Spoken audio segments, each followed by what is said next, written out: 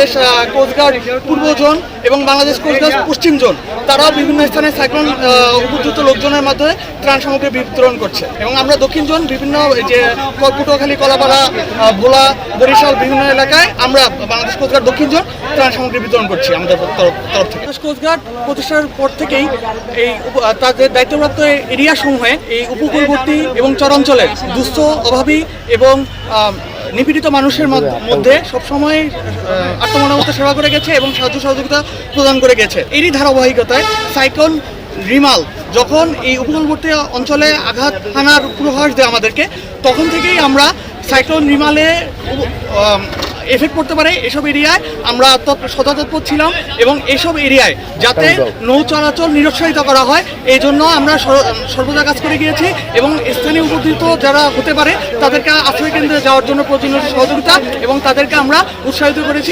আশ্রয় কেন্দ্রে যাওয়ার জন্য, যাতে তাদের উপর সাইক্লোনের এফেক্ট না আসে।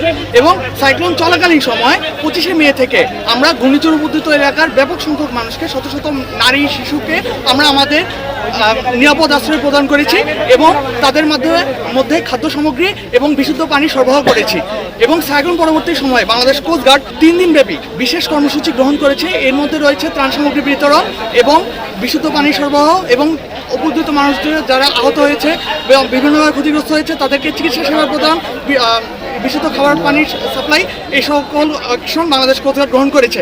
তাছাড়াও বাংলাদেশ কোস্টগার্ড পরিবার কল্যাণ সংঘ গৃহ নির্মাণ সামগ্রী, টিন ব্যাপক পরিমাণে এই সকল নিপীড়িত এবং সাইক্লোন পীড়িত মানুষদের মধ্যে বিতরণ করেছে।